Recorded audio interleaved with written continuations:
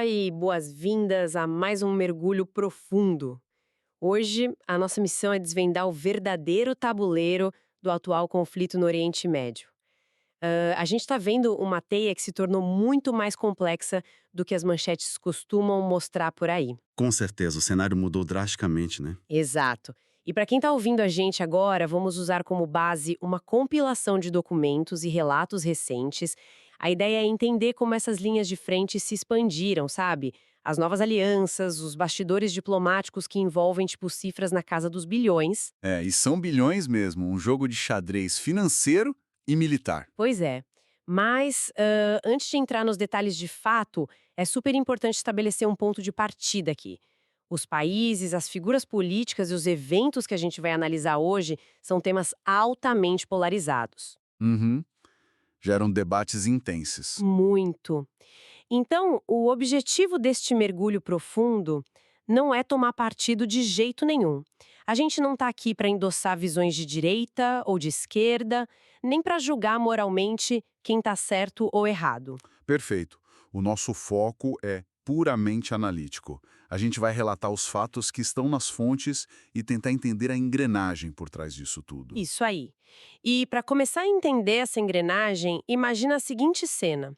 Um enviado de paz, representando uma das maiores superpotências do mundo, senta numa mesa para negociar o fim de uma guerra. Uma guerra que ameaça a estabilidade global inteira. Uma posição de pressão extrema. Sim. Só que, no exato momento em que ele conduz essa diplomacia de altíssimo risco, essa mesma pessoa está pedindo bilhões de dólares em investimentos para o próprio negócio privado. E pede isso diretamente aos líderes com quem ele está negociando a paz. É um nível de complexidade e, de conflito de interesses que choca, né? Demais. Como é possível buscar a paz e, ao mesmo tempo, captar fundos colossais? É esse o buraco que a gente vai descer hoje. Sabe, essa sobreposição entre a diplomacia oficial de Estado e os interesses de fundos privados é tipo um dos aspectos mais reveladores do cenário atual. Porque antes era bem separado, não era? Sim. Historicamente, a mediação de conflitos era um campo isolado. Os diplomatas de carreira operavam com um distanciamento quase clínico da coisa financeira. Uhum, faz sentido. Mas os documentos do levantamento mostram que essa linha divisória não ficou só tênue. Ela praticamente desapareceu. E para a gente entender como chegamos nesse ponto de negociadores que são bilionários, a gente precisa olhar para o campo de batalha. Que também não é mais o mesmo. Exato. Aquela velha dinâmica de um conflito contidinho ali entre Estados Unidos, Israel e Irã, isso não existe mais. Acabou. E essa é a primeira grande quebra de paradigma que os relatos trazem para quem acompanha o tema. Durante décadas, o mundo se acostumou a ver essa tensão como um triângulo estratégico, né? Um triângulo bem definido. Só que a escalada atual, embora os governos oficiais adorem chamar de escalada controlada, ela abriu múltiplas frentes. O material detalha que nações como o Iraque, a Síria, o Líbano e a Jordânia foram arrastadas de forma muito direta para a crise. Foram engolidas pelo conflito. E o exemplo mais palpável e honestamente assustador de como essa guerra transbordou vem do Kuwait. Nossa, o Kuwait, o que aconteceu lá exatamente? Então, os dados mostram que destroços de interceptações de mísseis simplesmente caíram e destruíram 7 linhas de transmissão de energia dentro do território do Kuwait. 7 linhas de energia, destruídas só por destroços. 7. E vale a pena a gente pausar aqui para entender a mecânica desse tipo de dano, porque, quando a gente ouve falar em interceptação de míssil, a imagem mental que o cinema vende é aquela explosão bonita no céu, né? É, vira poeira e desaparece no ar. Exato. Mas a física real é muito diferente. Quando um sistema de defesa antiaérea atinge um míssil, a gente está falando de toneladas de metal incandescente, componentes eletrônicos, combustível que não queimou, tudo isso despenca em alta velocidade sobre uma área gigantesca. Caramba! E no caso do Kuwait, isso caiu bem na infraestrutura civil. Bem na espinha dorsal deles. E perder 7 linhas de alta tensão numa nação desértica não significa só que a luz piscou e a galera ficou no escuro. Tem um efeito dominó, imagino, total. Significa a paralisação das usinas de dessalinização de água. significa o colapso de sistemas de refrigeração que são absolutamente essenciais lá. Nossa, um impacto de sobrevivência imediato. Imediato. Para uma população que, em tese, nem faz parte oficial do conflito. Tentando visualizar essa dinâmica, é como, imagina um incêndio num apartamento lá no final do corredor de um prédio enorme. Boa analogia. No início, os vizinhos só trancam as portas e pensam que os bombeiros vão resolver o problema lá dentro daquele apartamento, certo? Uhum. Cada um no seu quadrado. Só que o fogo não fica contido. Ele entra no sistema de ventilação, a fumaça tóxica começa a rodar por todos os andares e, de repente, o teto dos apartamentos vizinhos começa a pegar fogo também. E aí ninguém mais pode ficar sentado no sofá esperando. Exato. Os moradores são forçados a quebrar as paredes e intervir. Não porque eles se importam com o motivo da briga de quem começou o incêndio, mas porque a própria casa dele está derretendo. A casa está caindo literalmente. Então, até que ponto esses vizinhos geopolíticos estão agindo por alinhamento ideológico e até que ponto é pura necessidade de manter a infraestrutura funcionando? Olha, a sobrevivência é o motor principal agora, sem dúvida. Essa sua analogia da ventilação ilustra perfeitamente uma mudança estratégica que as fontes apontam. A mudança de status da região do Golfo. Como assim o status do Golfo? Em crises anteriores, o Golfo Pérsico funcionava como o que os militares chamam de base de retaguarda. Era uma zona segura, sabe? O lugar onde eles deixavam a logística. Isso. O local onde as potências ancoravam os porta-aviões, montavam as redes de suprimento e operavam com a tranquilidade de que não seriam atacadas diretamente ali. E o que o relatório mostra é que isso acabou. Acabou. O Golfo deixou de ser essa retaguarda intocável. Agora é um teatro de frente totalmente ativo. A guerra, voltando à sua analogia, entrou pelas tubulações de ar e atingiu a sala de estar desses países. O que nos leva direto para a reação de gigantes como a Arábia Saudita e os Emirados Árabes Unidos. Porque se o teto deles está pegando fogo, ficar parado não é mais uma opção. De jeito nenhum. A paciência esgotou. Os documentos, e isso inclui umas referências bem fortes a reportagens do Wall Street Journal, destacam que tem um esgotamento absoluto por parte desses governos. Eles estão cansados de ser o dano colateral de uma briga que não tem fim. E o material cita especificamente o desgaste causado pelos ataques de drones, principalmente aqueles da classe Shahid, que são lançados à noite. Explica um pouco dessa parte técnica. Como que esses drones mudam a situação? Então, os drones Shahid mudaram completamente a matemática da guerra moderna. Não estamos falando daqueles drones militares gigantes, sabe? Aqueles super sofisticados que custam dezenas de milhões de dólares cada. Aqueles de filme de espionagem. Isso. Os da série Shahid são o que o pessoal chama de munições vagabundas ou drones kamikazes. Eles são bem baratos de produzir, usam motores de combustão super simples. Que fazem aquele barulho de cortador de grama. Exatamente, esse barulho. Só que eles podem ser lançados em enxames, dezenas, centenas de uma vez. E a estratégia aí não é ter uma precisão cirúrgica para destruir um bunker super protegido. É pelo volume, então. Pelo volume. A ideia é saturar e esgotar os sistemas de defesa antiaérea dos países vizinhos. Sistemas que custam milhões de dólares para derrubar um drone que custou alguns milhares. A conta não fecha. Nossa. E o alvo desses enxames é o que realmente agrava a situação, né? Porque as fontes mostram que não são só bases militares isoladas no meio do deserto que estão na mira. Não mesmo, estão sobrevoando áreas civis. Sim, e ameaçando centros turísticos. E, cara, o impacto prático disso para o modelo de negócios da Arábia Saudita e dos Emirados é devastador. Destrói o planejamento econômico deles. Totalmente. Porque, pensa bem, como que uma potência do Golfo vai convencer investidores internacionais a colocar trilhões de dólares na modernização de cidades para fazer aquela transição para uma economia pós-petróleo, focada em turismo de luxo, em tecnologia? Não tem como. Quem vai investir num resort de bilhões se o espaço aéreo precisa fechar toda hora por causa de drone explosivo? Exato, não dá. É por isso que atores como a Arábia Saudita e até o Iraque estão batendo na mesa e exigindo um assento ativo nas negociações. Eles não aceitam mais ser só espectadores pagando a conta. E é exatamente nesse cenário de tipo urgência econômica extrema que a figura do mediador ganha um peso bizarro. Porque alguém tem que conversar com essa galera rica e irritada. Se tem trilhões de dólares em jogo e a estabilidade regional está por um fio, quem é que tem acesso direto a esses líderes? Quem transita pelos palácios para tentar costurar um acordo de paz? E o levantamento foca pesadamente num nome muito conhecido, Jared Kushner. Sim, o genro do Donald Trump. Vamos detalhar o papel dele nisso tudo. O Kushner ocupou um cargo oficial de altíssimo escalão durante a administração anterior lá nos Estados Unidos. E, na época, ele ajudou a arquitetar alguns acordos diplomáticos bem grandes no Oriente Médio. Os acordos de Abraão, por exemplo. Isso. Mas o que as fontes agora destacam é que ele está atuando como um enviado de paz, só que não oficial. Ele é ligado ao atual esforço político do grupo dele, mas sem cargo do governo. E o portfólio informal dele é gigantesco. É muito ambicioso. Ele conversa sobre Gaza, sobre o conflito na Ucrânia. E, claro, a contenção do barril de pólvora com o Irã. Mas a narrativa do material dá uma guinada forte quando entra na questão do dinheiro. Porque o Kushner não é só um diplomata informal. Muito longe disso.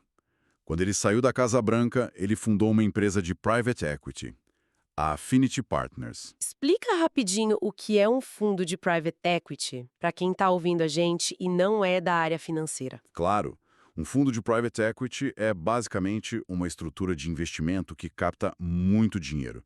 Volumes absurdos de grandes investidores, tipo os fundos soberanos de países inteiros. O dinheiro do governo dos outros países, no caso. Isso.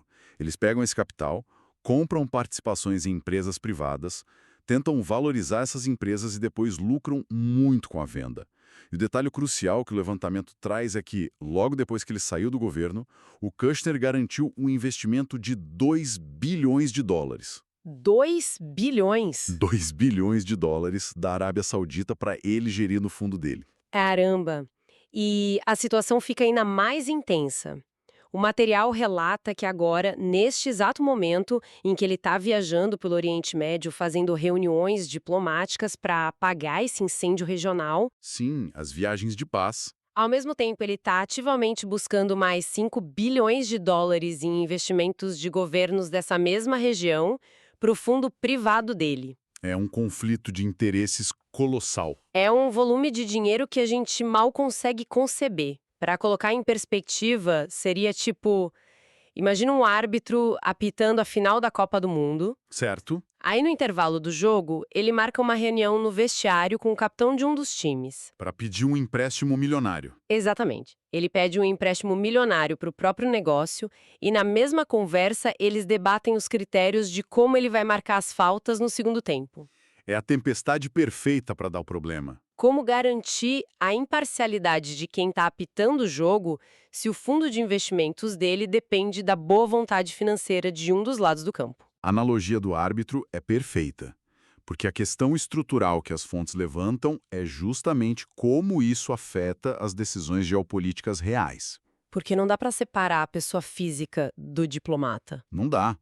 Se um mediador gerencia bilhões cujos retornos dependem da estabilidade ou da instabilidade de mercados específicos, a neutralidade se torna matematicamente impossível. E o relatório aponta para um cenário bem assustador em relação a isso, né? Super.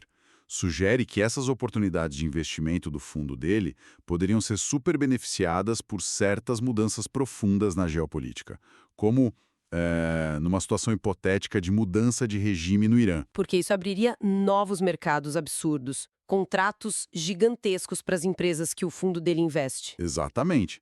Mas aí a gente chega na pergunta que não quer calar. Como que isso é permitido do ponto de vista legal? Pois é. Qualquer um que acompanha um pouco de política sabe que funcionário do governo vive sob uma lupa gigante. Se um ministro ou diplomata aceita uma viagem paga por um empresário, já vira um escândalo, tem investigação na hora. Da cadeia, dependendo do caso. Sim. Como alguém consegue transitar entre representar o interesse diplomático do país e captar bilhões para o próprio bolso de forma totalmente aberta, sem esconder nada? A explicação que o levantamento traz está numa zona cinzenta da legislação americana.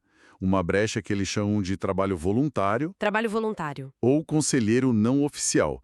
Funciona mais ou menos assim. Quando uma pessoa assume um cargo oficial e remunerado no governo, o material até cita o secretário Lutnick como exemplo. O caso do Lutnick. Das empresas para fundos cegos, preencheu 1 milhão de declarações de ética para provar que não tem conflito. Tudo para garantir que a pessoa não vai legislar em causa própria. Isso. Só que o Kushner opera sob essa nomenclatura de voluntário. Como ele tecnicamente não ganha salário do Estado, as leis estritos de ética governamental não têm o mesmo peso em cima dele. Nossa, que brecha absurda. Sim, ele pode sentar na mesa com os líderes de Estado, discutir o futuro de nações inteiras e, na mesma viagem, no mesmo hotel, negociar aportes multibilionários para o fundo dele de forma totalmente dentro da lei. Isso cria um vácuo onde você não sabe mais onde termina a política externa e onde começa a estratégia corporativa da empresa dele. Fica tudo misturado. Porque aí a gente se pergunta, se uma negociação de paz empaca é por causa de um impasse militar de verdade, ou é porque atrasar o acordo gera um clima no mercado que, no fim das contas, enriquece o fundo dele. E essa falta de fronteira clara cria uma desconfiança gigantesca, o que nos puxa para olhar para o outro lado da mesa. O lado iraniano. Isso. Com uma mediação tão complexa e cheia de interesse paralelo de um lado, quais são as condições de fato para a paz? O que as fontes revelam sobre os objetivos de quem está no conflito? Vamos falar das exigências primeiro. O levantamento detalha os dois pilares que o eixo liderado por Estados Unidos e Israel considera inegociáveis. Os limites vermelhos. Exato. O primeiro é a garantia absoluta de que o Irã nunca alcance a capacidade de produzir uma arma nuclear. Esse é o ponto zero para eles. E o segundo é a neutralização das ameaças aos interesses aliados na região inteira. Eliminar as milícias e a influência armada. Isso.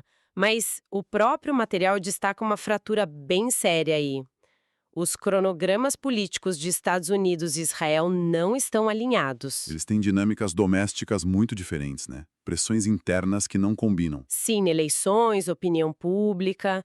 Então, mesmo que os dois concordem com o destino final, eles divergem muito sobre a velocidade e o caminho para chegar lá. Essa falta de sincronia é uma barreira constante. E enquanto tem essa falta de sincronia de um lado, do lado do Irã, a movimentação diplomática está super intensa e surpreendente em alguns pontos. O que eles estão fazendo? As fontes mostram que o ministro das Relações Exteriores do Irã, o Abbasi, está fazendo uma verdadeira maratona de ligações. Ele tem procurado o Egito, Omã e um contato muito importante, o Paquistão. Paquistão. Tem rumores sobre as negociações irem para lá, não tem? Tem fortes rumores de que as conversas para tentar desenhar um acordo poderiam acontecer em Islamabad, capital do Paquistão.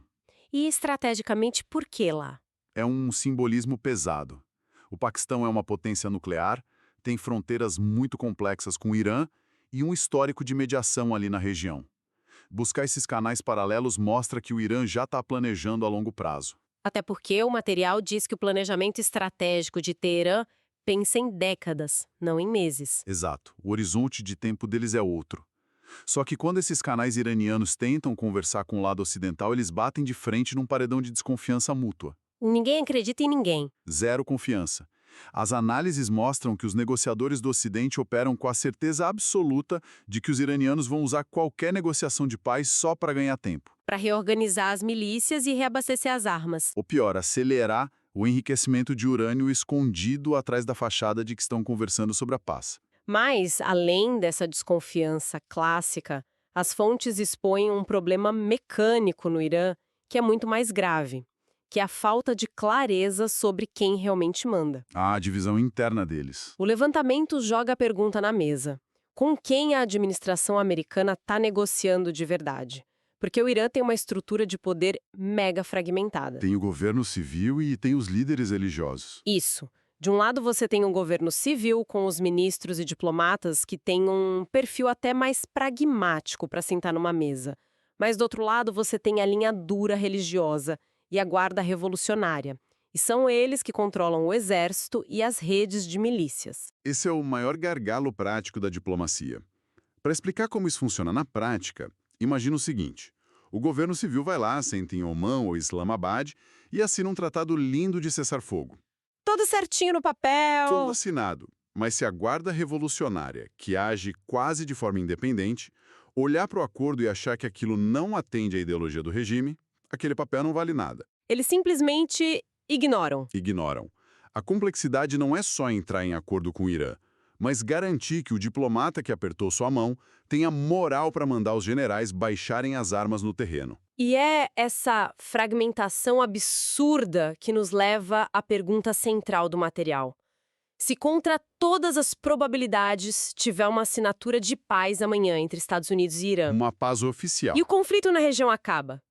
E a resposta dolorosa que os relatos desenham é que não. Porque a região inteira já foi arrastada, né? Exatamente. Lembra do incêndio no prédio? O fogo já está no sistema de ventilação.